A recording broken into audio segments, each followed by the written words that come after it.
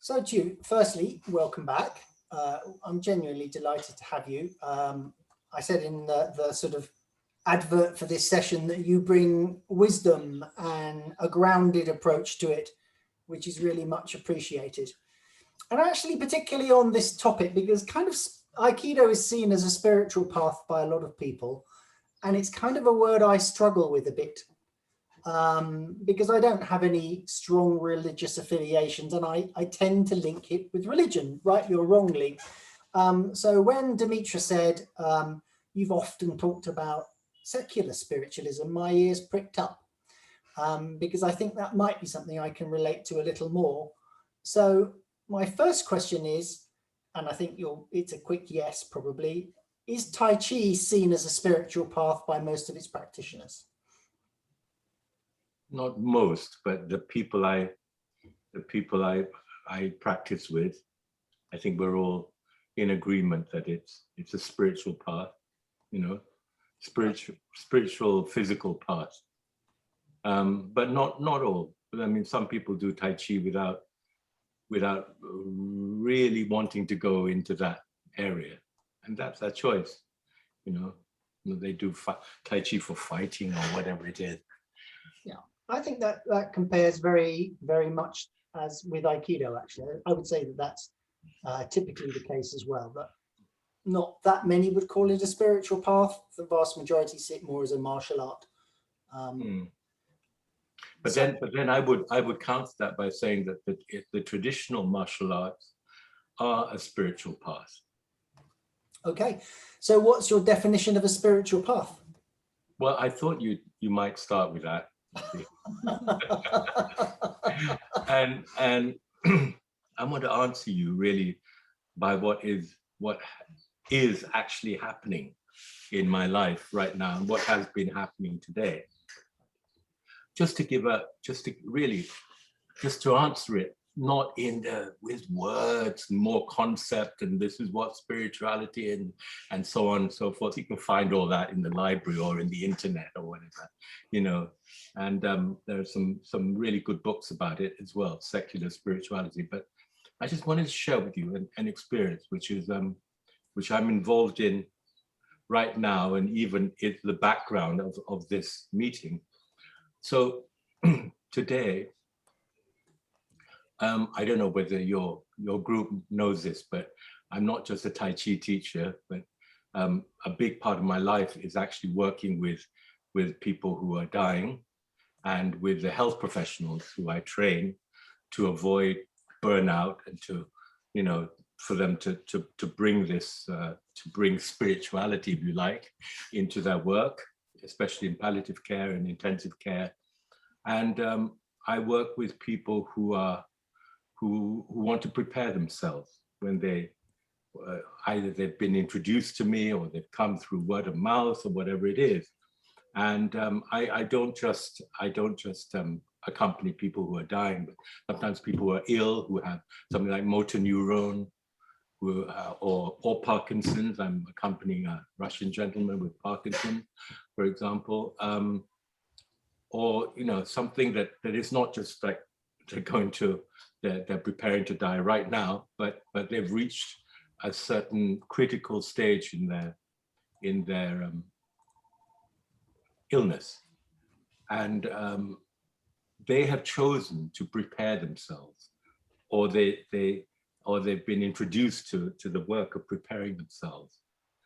And anyway, I want to mention this man who's called Juan Ramon, because I've asked him permission as well. I said, look, tonight I'm going to give a talk on spirituality, and can I mention what we've done together? And he said, sure. And anyway, Juan Ramon came to me in November, and he'd been given 1 more month to live by the oncologist. He's had half his tongue taken out and his throat, all cancer, and then metastasized into the bone and the lung. And it wasn't actually his idea. His sister trained with somebody who I've trained, and the sister suggested that Juan Ramon might come. So I said, look, I'm not selling this, and I don't want to push this, but if you like, we can work together if you like, and if you find it useful. And he said, yeah, I really want to try. So my first question to him was, do you have any practice? Do you have any background? Do you have a religion? Do you have a faith? And he said, nothing, absolutely nothing. My parents were Catholic, but they gave it up, like a lot of people in Spain. You know, unlike, let's say, in Greece, where the Orthodox is still very much part of the culture, the Spanish of a certain generation, they kind of threw out the Catholicism, you know, from the Civil War they had and everything. Anyway, he said, no, I was brought up nothing, absolutely nothing, you know. And so I said, and no practices, nothing. He said, no, I've never had any practice. I said, and you want to do something now, you want to prepare? And he said, yes. I said, why? Why do you want to prepare? And he said, I don't know exactly why I want to prepare, but I do want to participate in my own process. And that time, remember, he'd been given 1 month, you know, and he said, I just want to spend this month as well as I can. And so I said, are you is part of your intuition that there is maybe something after you go through the door? And he said, yes. He says, it's irrational, the very rational mind, man, this Juan Ramon, you know, he owns a delicatessen, you know, and he's very about business. He's a businessman, he owns a small business. He said, yeah, but I feel, and from the things I've read, but it's more my feeling, my gut feeling, that there is something when I go through, you know. And he said, but even before that, I'm not prepared for the steps of going through yet. I feel totally unprepared, and I'd like to prepare, and I'd like to participate in the process, in my own process. So this is one aspect of spirituality, if you like. I want to quote you something which I read a few months back, written by 2 nurses, hospital nurses, called Ruth Murray and Judith Zenner. And they wrote this article on spirituality and nursing. I'm going to quote, the spiritual dimension tries to be in harmony with the universe and strives for answers about the infinite, and comes into focus when the person faces emotional stress, physical illness, or death, right? So when they're facing a kind of crisis, and this has been my experience, you know, and you might say, yeah, they're in fear, you know, they're afraid, as you and I might be facing our mortality, you know, imminent mortality. And so you suddenly think, what's it all been about? You know, is there something afterwards? Can I prepare for this? And there's this sense of not having any preparation at all. And that's how people come to me generally, who are preparing. They have they don't come from a religion. Because usually if they come from a religion, they'll go to their priest, or they'll go to their monk, or whatever it is, and they have a set of things to do. But the people who come to me are secular, generally, in that either they've thrown religion away, or the religion that they have had in their culture does not serve them in this phase of their life, you know, in this sort of final phase of their life. Anyway, with Juan Ramon, we began from zero. And I said, really, I wanted to do what he felt he needed to do. And I said, well, what do you need to do? And he, the usual thing of making peace with his family, with his parents, with his ex-wife, and so on, you know, those kind of things. And to very, very, very earthly, banal things like, you know, making a will and making sure that his second wife was not done out of her, you know, her share, and so on. But then on the spiritual level, and this is where, you know, I think much better to describe what we've been doing rather than sort of talking about it conceptually or philosophically. On the spiritual level, I said, well, where are you? How are you living this And he said, I'm all over the place. Some days I'm in such fear, I just sit here trembling, you know, and some days I just don't feel I'm connected to anything now because I'm already projecting the pain I'll be going through. He was already going through pain, but he was controlled at that time. So the practices that we started to do were practices of centering, of being quiet, of connecting to himself, connecting to his presence, connecting to the space around him. And this is what we've been doing, actually very little more than that. Sometimes for the pain, doing a kind of humming sound just to ease the pain, to help to ease the pain. And then today he wrote saying, look, they've just put me in palliative care and they've begun to sedate me, you know, which means, if you know what palliative care is and what they do in palliative care, sedation really means putting you to sleep. You know, it's not euthanasia, it's not sort of brutally finishing everything off, but when the pain is so bad, it's better to they give it by drips these days, sedation, and the person just goes gently to sleep. But I mean, we can think of that as a very nice way to go and everything, but there's a whole process before that. Remember, this is 6 months after he was meant to have gone. And in these 6 months, this extraordinary things happened. You know, I feel really privileged and a great honor to have accompanied him, because from nothing, and perhaps from the desperation of facing his mortality, he did the practices really, you know, regularly, you know, with great discipline. And we were meeting twice a week at the beginning, and we just got to places just with a naturalness, you know, deeply into these places, which at first were very difficult because he was so fragmented and full of fear and everything. But eventually, by last February, March, he was getting into this deep places of peace where I felt sort of touched by the peace that he was getting to, if you follow what I'm saying, you know? And I felt accompanied by him, and we were doing together. And by that time, by March, I was already getting him to give the instructions. I was no longer giving the instructions. So he was saying what he was doing for both of us. And it was all on screen, by the way. We met once, we just met once in the spring. And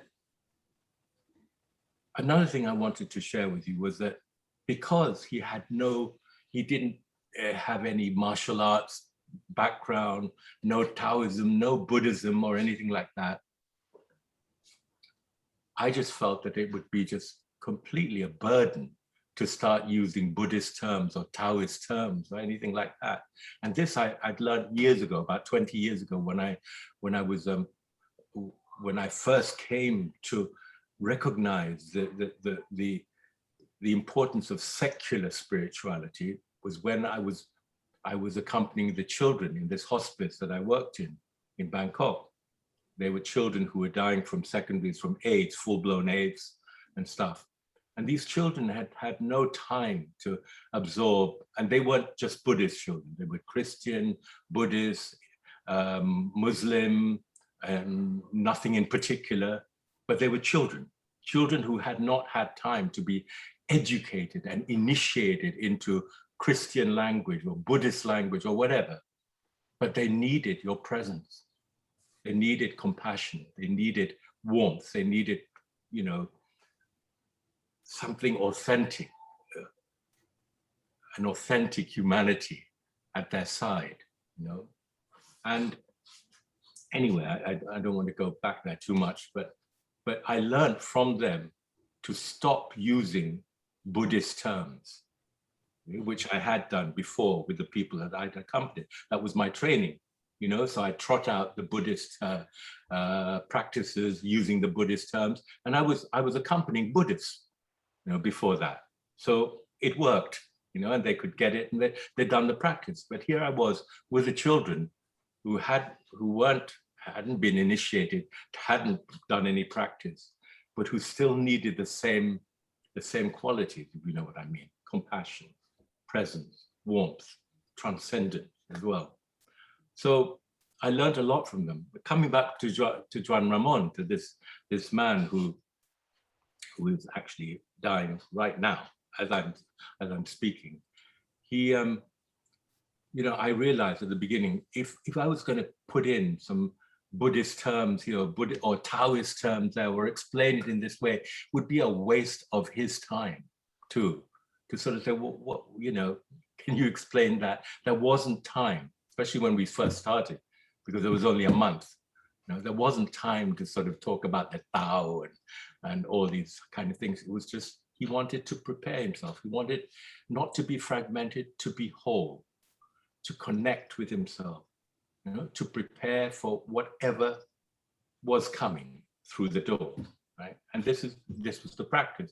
So although I was using practices which were basically Buddhist and Taoist, you know, I wasn't using the terms at all.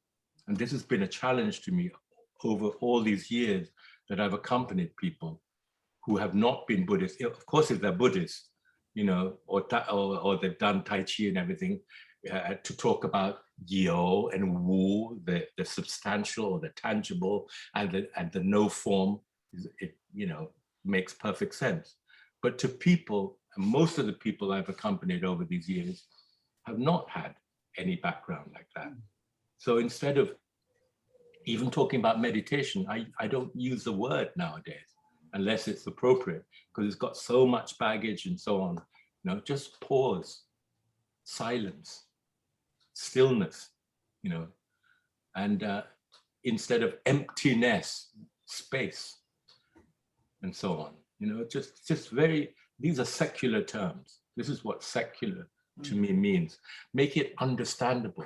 Take it out of the context of, if you've read your Dalai Lama or whatever it is, you'll understand this term. You don't need to. You can distill it all from there and just use everyday terms. This is what the children have taught me, and all the people, the non-Buddhist, non-Taoist people I've accompanied over the year. And you can still do the same practices. So I've got nothing against, I haven't thrown my Buddhism away. I haven't thrown my Tao, what the Tao has given me away, but it's the question of transmitting it that's so important, you know, that you don't have to sort of start using Chinese terms, you know, to get to the same energy.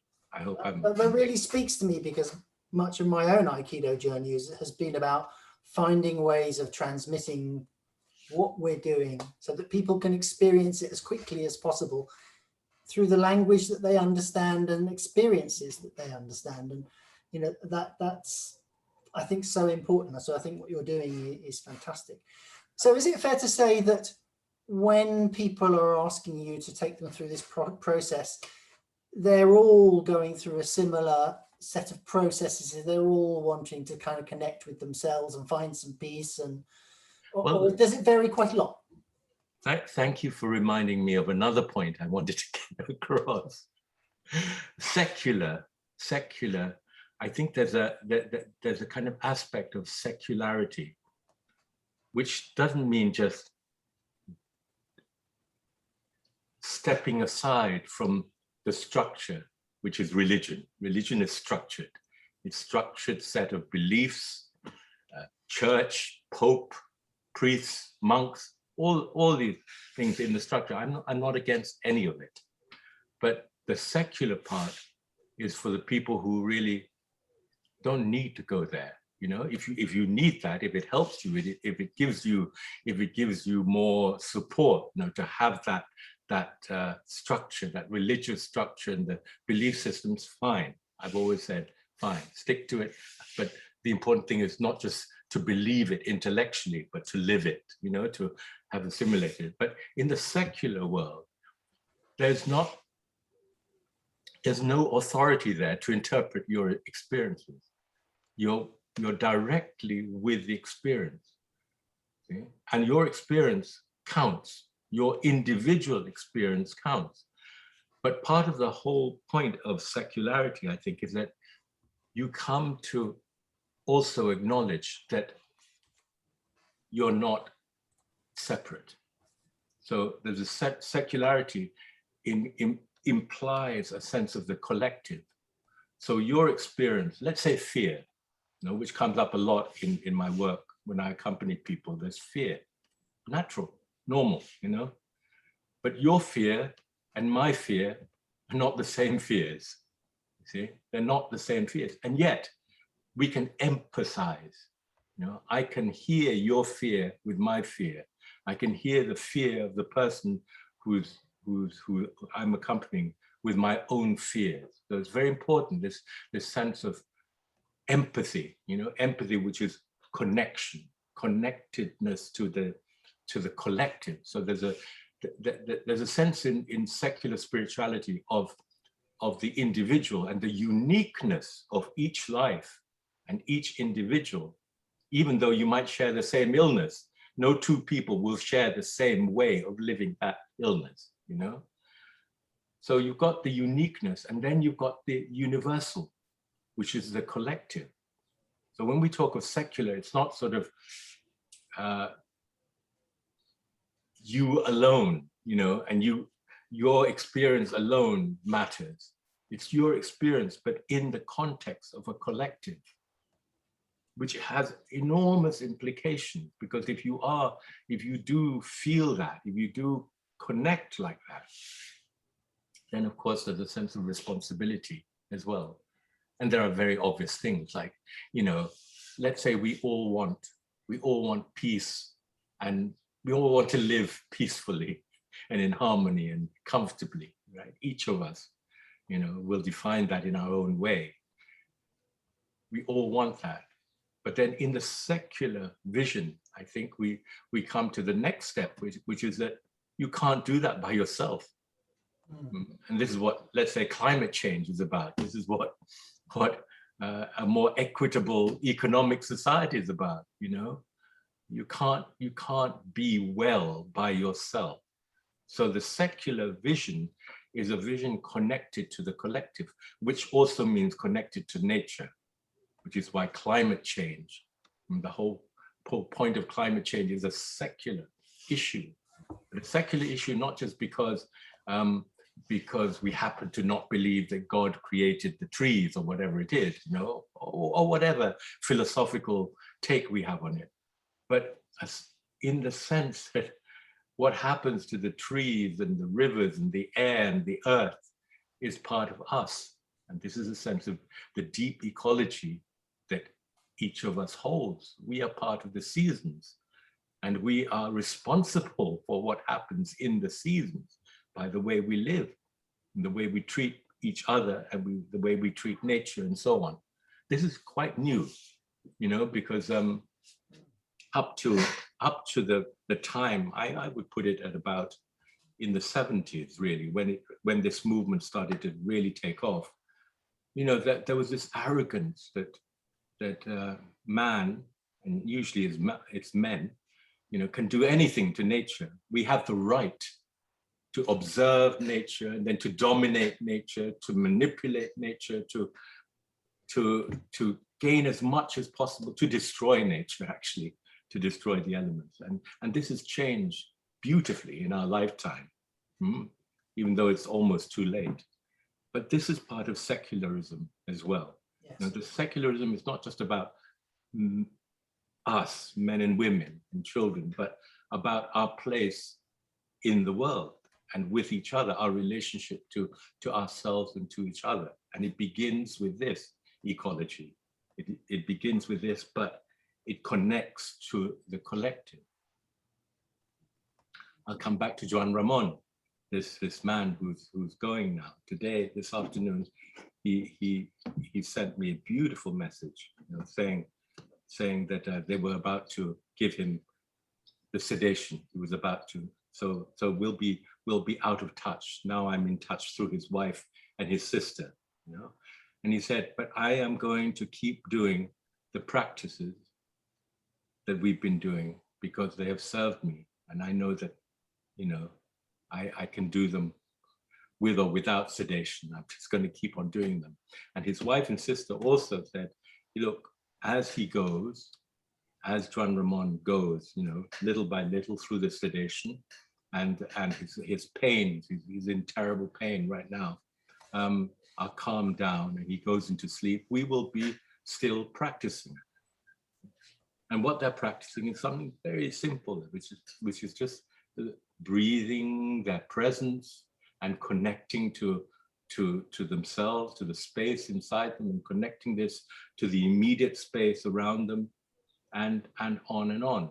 And this is a classic Taoist practice of Yo and Wu, of connecting. I mean, I'm talking to the Tai Chi people now mainly, you know, that when we do our form, I think I said this in the last group meeting, you know, we're not just moving the body, the physical body, but we feel the space with which we're dancing, you know, with which we're moving. So this space is very alive, you know, and the space is not just around us and embracing us and what we move with, but it impregnates all our being. This is a sense of Wu. You have this phrase Wu Wei, you know, Wu Wei, when your actions come from this space, you know, they don't come from this tension of what do I do next, but they come from this very, very powerful but totally gentle, you know, movement, you know, without the tension of trying. So this is what you do in the Tai Chi, you know, when we move, and also never forget that when we come to the training, as you do in Aikido, you know, what do you do at the door? You pause. You might give a little bow, you might just pause. Why do you pause? Because you are connecting to the dojo. You use that term, don't you, in there? Dojo. Dojo is the place of the Tao. It's the sacred place. So you pause at the door, not for etiquette. You pause because when you pause at the gate, you're connecting to the energy of the place. The emptiness of the place becomes alive. That is the dojo. See? So when I train doctors and nurses who are working in palliative care or intensive care, who accompany people who are about to die and so on, you know, I give them practices so that they look after themselves, and practices so they're really present and not just pretending to be, you know, and they're attentive and they're listening and so on. And they go beyond their roles as doctors and nurses. They're just human and connected and empathic, you know, to the person they're accompanying. But always at the end of the training, I say, well, what's the thing to never forget? You know? And they sort of hunt around and they find this and that. And we say, no, it's the pause at the door, whether that is the corner of a little sort of palliative care unit. You just pause. You pause for a second, because then that pause, that connection to the dojo means that you're bringing transcendence. You're bringing transcendence, again, big word, but very, very real experience. Transcendence just means something beyond your little self and your little fragile body and your little head, you know, which thinks it knows everything. The transcendence is just something beyond that. So when you pause for the dojo, you know, you allow the universe in. You allow the universe into what you're going to do. You're not just going, how can I help this person? What can I say? And all this tension is sometimes can be a very, very toxic factor. At the moment now, I'm working with groups of health professionals in Spain. who are getting through their post-traumatic syndrome stuff, you know, who are getting through their burnout from this past year, very strenuous, very exacting year. And a lot of the time it's because they've never had a practice. So the notion of of a secular spirituality, which you can't just talk about it. I mean, I'm just talking about it now because I'm sharing it with you, but it actually based on practice. You can't just keep on talking about it. You have to do it. You have to live it. And this is where the practices come in. But of course, you don't have to overlay that practice with language, exotic language, or language that people can't understand. Just make it understandable, but make sure it's that the practice is also solid. When I work with health professionals, particularly those who haven't any clue of spirituality, who've never meditated or practiced aikido or tai chi, I always say to them, look, what we're about to do this weekend or in this day's workshop, approach it with two questions. What for? Why and what for? You know, and if you can't answer those questions, don't do it, because you just be you just be indulging. No time to indulge. So the practices in the field of death and dying, but particularly in the field of COVID in this last year, have had to be practices that actually help them either avoid getting burnt out or regaining their well-being when they're burnt out. And then there have been a lot of things that have come through the COVID that are like gifts, you know, for secular spirituality. I met all sorts of people this last year, professionals, who before the COVID, they could just coast along from goodwill, from good training, you know, doctors and nurses who just went around doing their work decently and well. But this hasn't been possible during COVID because the whole sort of atmosphere has changed, it's intensified. And for example, in Spain here, we had this extraordinary phenomenon of restricting, which I still find absurd, and many of my colleagues and many of the doctors and so on have found absurd. But the sense of not letting the families go and accompany those they love in the hospitals. So for months, people had to go and leave their loved ones with whom they'd shared a whole life, you know, in the lobby of a hospital or in the gates of a residence home. Can you imagine that? You know, you take your loved one and you just dump them there because the law doesn't allow you to go in for no good reason, really, because you could go in well protected. But this was the case. This was the case, and people are now still suffering from the post-trauma of that, of the feelings of guilt and terror and anger and everything like that, you know, are coming out.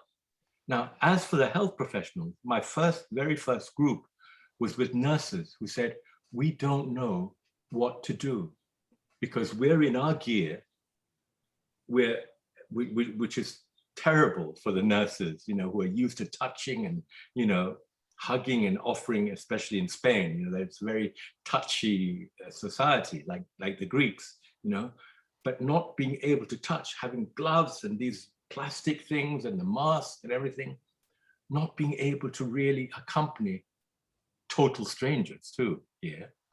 But worse than that, not knowing what to say to the families who are in complete distress at the gates of the residence home, you know, or downstairs in the lobby of a hospital, and the stress that built up, and not having any preparation, any training at all. And so, you know, that brings up the question, well, what training? Well, it's only spiritual training. You know? The other training they've got through their science, through their formation, through their nursing training, doctor training and everything. but not equipped as people. Yeah, that's nicely. I hope you're following me. No, I am, yeah. So I mean, it's been very much a crash course for them, and actually for all the people you've accompanied over the years. It's a crash course at that point in kind of connecting with themselves and feeling at peace with the world, and connecting with whatever they want to connect. Yeah. But I suspect it's also been a bit of a crash course for you this year, and realizing the power of what you're offering and how important it is. It's been challenging, very, very challenging. But also, I mean, I'm glad, I'm talking about this. This theme of secular spirituality suddenly comes into its own, because without some sort of spirituality, these professionals particularly have been completely lost and burnt out. So there's a very concrete result, and I remember my first group, about 25 nurses. I said, how many of you have any spiritual practice at all? And they said, well, we do some sports, and we walk, but anything like yoga or, Tai Chi, or no, nothing, And the same group now, a little more than half of them are doing some sort of Qigong, some sort of breathing practice and so on, because they've realized the need, that sports doesn't do it. To be sort of like muscularly informed doesn't help. It's the heart, it's the spirit that needs to be well. If you're going to carry on doing a job that is so challenging, like looking after dying people every day, you better be connected to something that transcends you, from where you derive your energy, and to where you give back all the stuff that you absorb in your day's work, which is resonance, which is vibration. What are the vibrations? Fear, anger, deep sadness, desperation, panic, total distress. And so everything we experience, Tew, is through the body. It's an embodied process. That's how we experience it. So how much do you teach through the body that to get these messages across? Almost all. I mean, I've got my Greek friends here. They'll tell you that, if I, when I get started, I actually do the work rather than come on and speak about it. It's all through the body. I start from below. So, and then I refer to traditional Chinese medicine, which treats the flow of energy, of qi, through your body. But one thing that a lot of people don't take into account, especially when the situation is very demanding and very intense, is the resonance.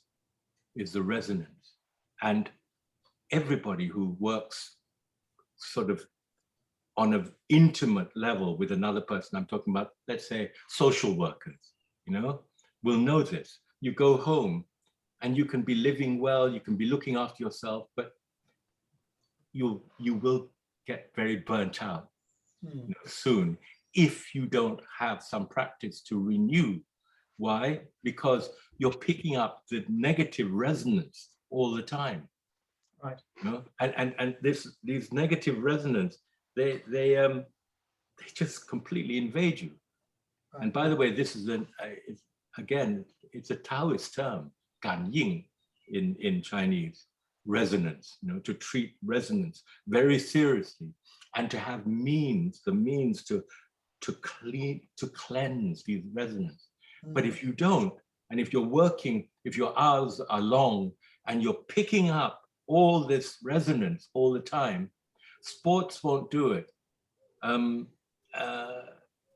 Well, even sort of Tai Chi and yoga and stuff won't do it unless you focus on certain exercises and practices that allow you to liberate these resonances from these potentially toxic resonances from your organism.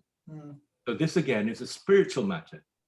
This is a spiritual corporal matter. See.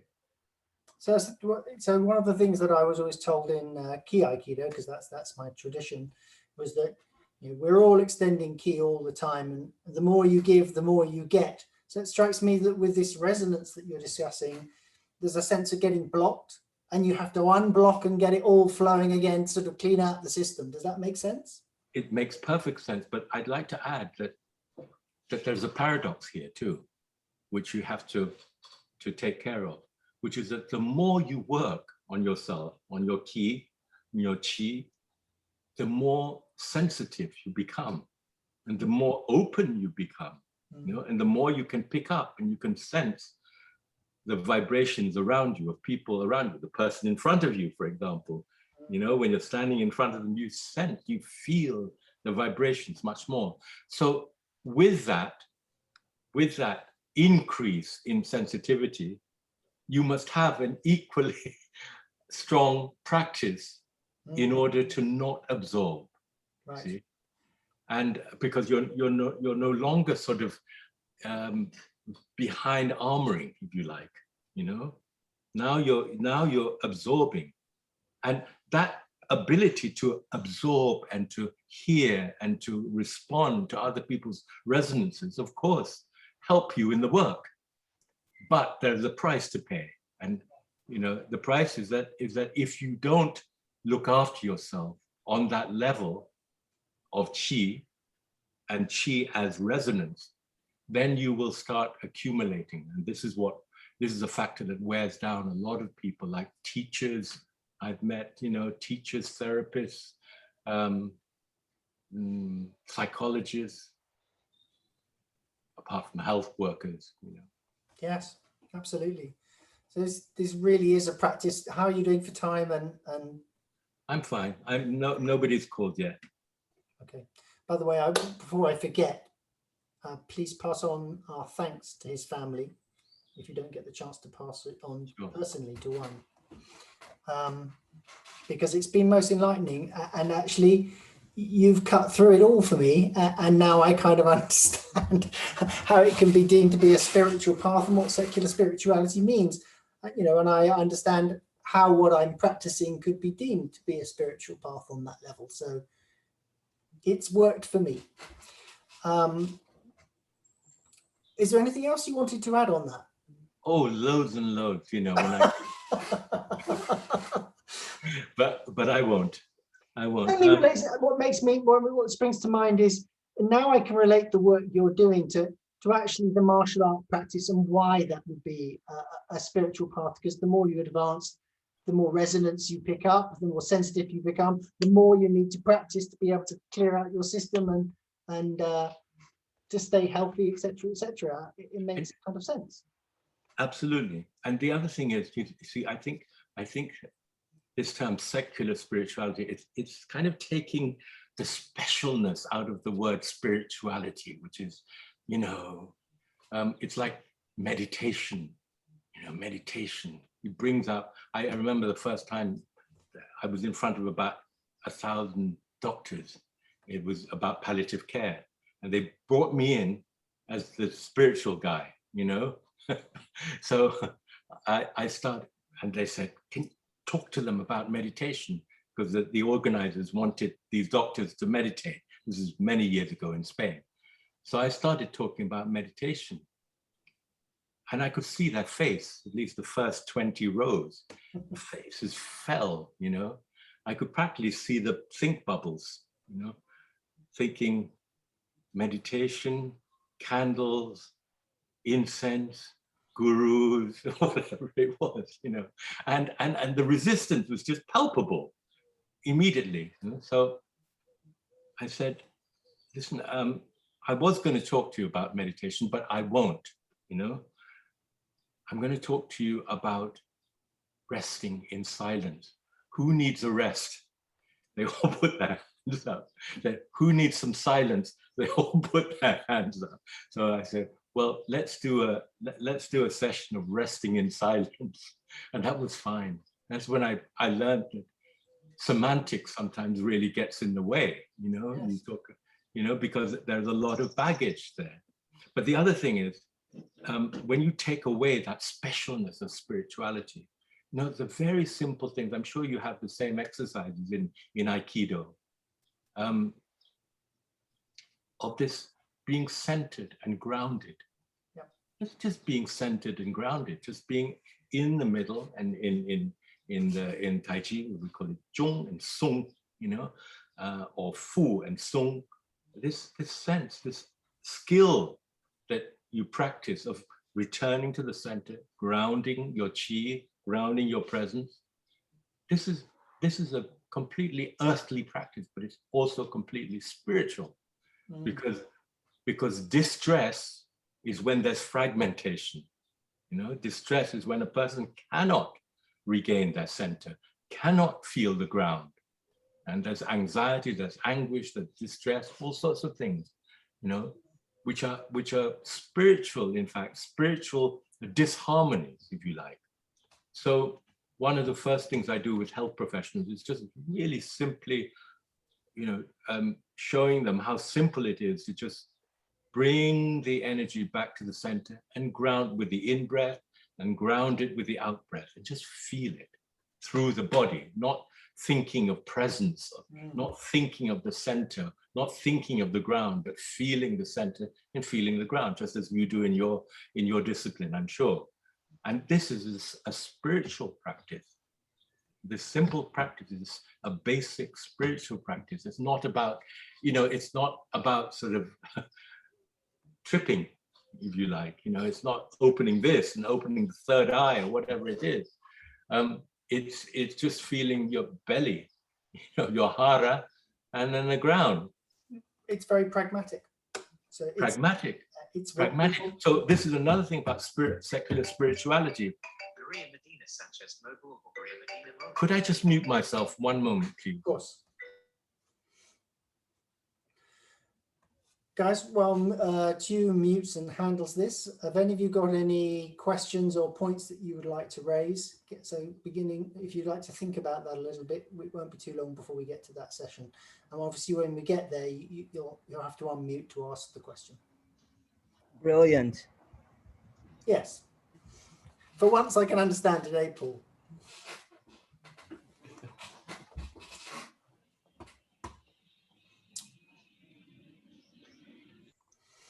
Okay, all going well. Good. Pleased to hear that. So I used the word pragmatic and then the phone went. Yes, pragmatic. Must be useful, yes. You know, applicable. It's not to... And relatable. And relatable. Yes. And what is relatable, applicable, is what is then collective, you know? You're not in your own vision. Oh, I've had this amazing, and this is where the drug experiences often fall down. You might, you know, open up and have extraordinary experiences. How do you translate them to somebody else? You know, how do you share this? Yeah. And if it's not shareable, it's kind of like very private, and the usual individualism, you know, in all this, and then mixed with that is spirituality, where, you know, you've got this person who thinks they've hit the jackpot, and they've got all these experiences and the power in their hand, the power in their mind, because they've done all this practice and stuff like that, you know. But where is it shared? What you know, what good does it do in the world for the injustice in the world, for climate change? So pragmatic in a very real sense, you know. Yeah, and it takes it so much further away from the purely martial. Well, I would say it is the martial. This is the deepest part of martial arts. Aikido or Tai Chi, this is the deepest part. It's the transformation, which doesn't mean you change into something else, but you change into what you are. You connect. But spirituality for me means deep humanity. It means the level of humanity we touch on anyway. Like for instance, I don't know, when you listen to great music, you know, and you're transported, or you're in you know, the Greeks will know this very well, you know, the beauty of the power of the landscape can take you away in awe, in wonder, you know. And this is the spirituality, you know, as well. This transcendent feeling. You've got to do martial arts well. You have to be incredibly connected with yourself, don't you, to be able to be calm in the moment and totally experience it and not feel panicked by it and stay grounded and centered and all those other words. And don't forget that in Tai Chi anyway, where we refer to the Tao Te Ching, for instance, you know, the Tao Te Ching is always talking about this, that the possibility of going beyond the dual trap that we're in, which is fear and violence. You know, I think the martial arts, the beautiful part of the martial arts in spiritual terms, is that it challenges us to explore, at least to explore, you know, the possibility that we have something finer than that fear and violence, dualism in us, you know. And this is, and I think, I mean, to me, I'm grateful to the martial arts for that it's a direct way and not a philosophical way, because a lot of people want non-violence, peace, but they haven't dealt with fear and violence in themselves. Yes. I think what the martial arts does is it offers a chance to actually face it, and face it for real, with somebody trying to throw you or whatever it is, or kick your head or whatever, you know, and learning how to not lose your center and your groundedness in that, you know, and to not return that, to not react, but to respond. All these are spiritual values, I feel. And they're values, when we talk of spirituality, we have to talk about love and compassion. But as we're trying to get there, we have to deal with all that's unloving and uncompassionate, you know, and defensive, our little selves, so defensive, so competitive, so fragile. And I think the martial arts can teach you how to connect with something finer than that fearful little selves. Yes, I think that's right. So I think at this point, I'm going to open it up to the audience and see what they want to offer, either by way of question or comment. So raise your hand, and I will change the gallery view so I can see that. Hang on a second. Okay, who'd like to ask a question or has a point they'd like to raise? I can't believe none of you have. Oh, Judith, you have. So open up your mic.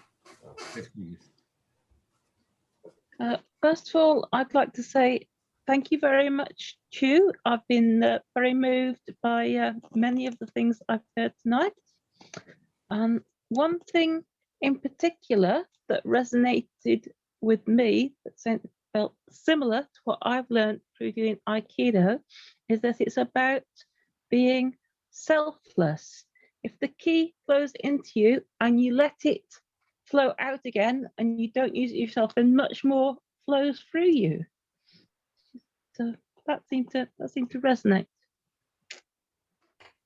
I just want to comment on that, because, you know, again, going to the health workers who I work with, and who, you know, sometimes they get burnt out and so on. I said, well, how do you work? Where do you get your energy? See? And they say, I don't know, never thought of it. You know, I just get up in the morning, I go to work, I do my work, you know. And obviously you know, it comes from their effort. And it struck me how few of them have this sense of what you've just said, what you've just described, of being the channel for the chi, you know, and letting something come through you that way, you know, that way into the world, into the people you're helping. And then that way as well, so that you stay light and empty. You don't hold it here. See? And that's it's a very important thing. And I'm sure you have lovely practices in aikido for this, you know, this letting it flow through, and not holding it. So in Tai Chi, for instance, you know, we live through that at the end of a move, you know, to allow the energy to be felt totally, and then to let it go. To let it go. That's the point, not hold it. This sense of being connected to the collective resonates with me, in the sense that if you're part of the collective, there's an infinite source of energy. If it's just you trying to battle against the world, it's a bit tougher. First of all, I could not agree with you more that, you know, we've come out, I think, of this time of you alone will solve it. Do you know what I mean? That arrogance that we sometimes, I've certainly lived through that. I'm going to do it. I'm going to make it. But this sense is like, you know, unified. The collective does it, not the one person. And the other thing is, again, going back to Judith's point, when you have both the sense of collective, you know, in a sense of collective humanity, and a sense of this collective being part of something that transcends you all, you know, then it can be very powerful. Yes. Hugh, you got a question or point? Thank you. I just wanted to ask, when you were talking about resonance, you were talking about liberating toxins. Yes. And certainly I'm sure some others sort of tend to think of that as a physical thing. So we can understand the physical removal of toxins. I'd like to ask whether the mental process of removing toxins is just the same thing, or is it a slightly different path? How could I answer you that? You know, when we talk about toxins of resonance, let's say you are continually, let's say in your workplace, with somebody who's continually angry, right, or impatient. Now, I think we've all lived through this, you know? That affects us. That affects us through the organic resonance, because we are resonant, we are electromagnetic, you know? And just as when you are angry, you affect somebody else. You don't even have to say anything, but your vibrations will already be affecting them. You yourself are absorbing that, see? So if you're going to deal with that only mentally, by just knowing it and saying, well, it's okay, you know, I realize that he's angry and he's not me, and so on, all that helps. It helps to be clear mentally of what's happening and to admit that. But it has to be complemented by an actual practice, you know? And this is, we do a practice which we call the 6 sounds, which is an ancient Qigong sort of practice in order to cleanse, where you actually sing the sounds out. You connect to the emotions and you sing the sounds out. So then it works on the physical, emotional, and mental level. Because mentally, you've realized that the mental part comes in realizing, wow, all this week I have been with this, I've been absorbing, you know, and not doing anything about it. And so you're pent up, right, mentally. Emotionally, you know, the resonance makes your heart beat faster, right? It raises your blood pressure to be near somebody like that all the time. We're infected. And of course, physically, it's very obvious, you know?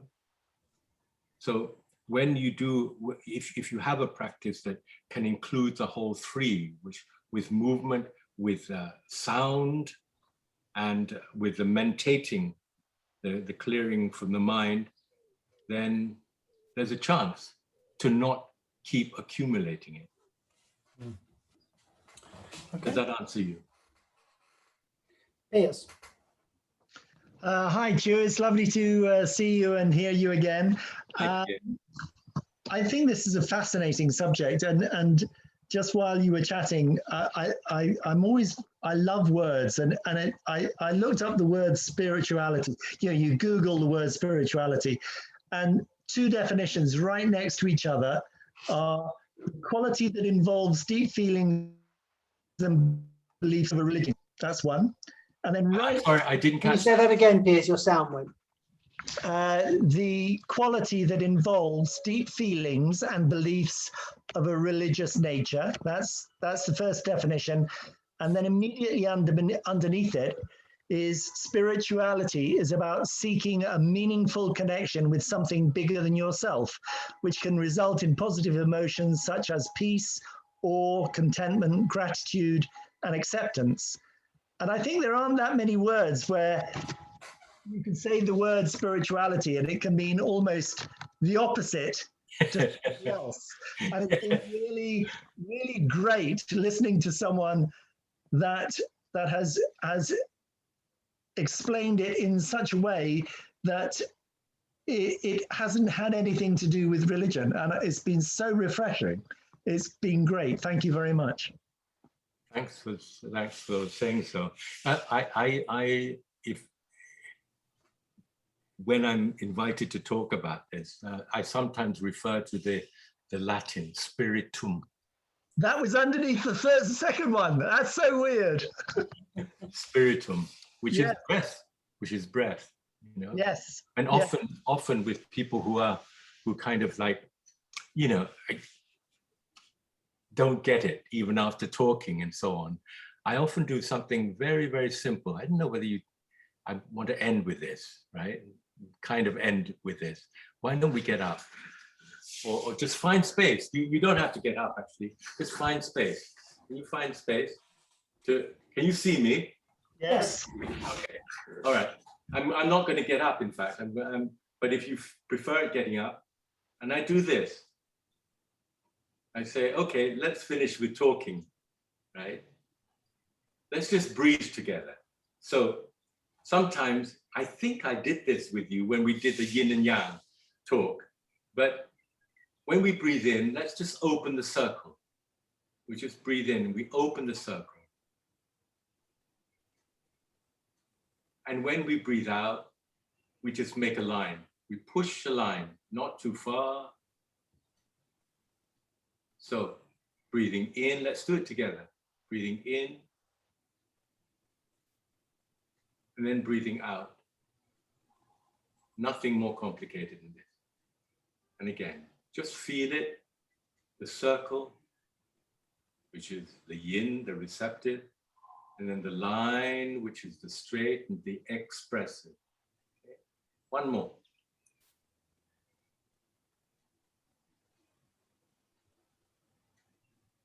Okay, now with a little more intention, a little more awareness as well of what we're doing. So again, each of us is doing the same thing, but slightly different. So the in-breath and out-breath are our breathing, without which we wouldn't be alive. So let's focus on our breathing as function. So each of us breathes differently. Our breathing is unique to each of us. Depends if you're a smoker, if you're in a contaminated town, if you have allergies, if you have illness that affects your lungs. All of this is personal to us, is unique to us. So your lungs are definitely not my lungs. And the way you breathe is unique to you, even though what we're sharing here is the universal need of breathing. Now let's just rest one moment. And now just shifting your intention, your awareness. Now, instead of focusing on the function of your breathing, focus on the breath, which we all take in and it goes back to itself. It enters and it leaves. So the breath. And this is spiritum.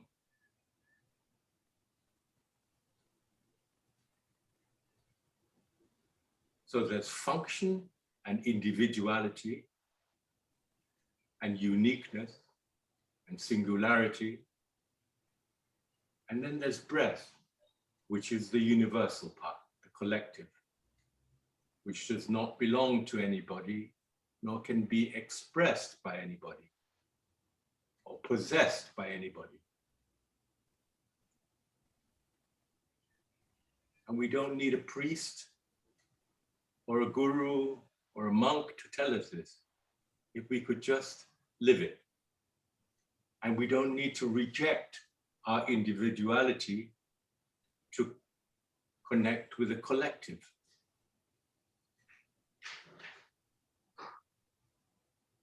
One more.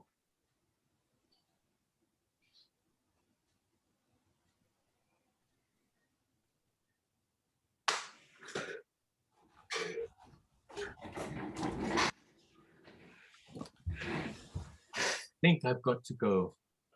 Well, before you go, let me thank you for a really wonderful session, and thank Dimitra for coming up with the idea. Really enlightening and really helpful. So carry on the wonderful work you do, and we hope to see you again before too long. Great to see you all again. Have a great summer. Stay Thank well. you very much. Stay well. Take care of your spirit. And we'll see each other soon. Early Nikta. Yeah. Nikta, we miss you. Come to Greece. I will try. Right. All right. Bye, one and all. Just to let you know, next week we'll be with Charles Colton looking at Aikido in the schools and all the wonderful work that he's done there. See you then. Thank you. Okay. Thank you. Thank you for organizing this. Thank you very much. Thank you. Bye. Pleasure. For coming.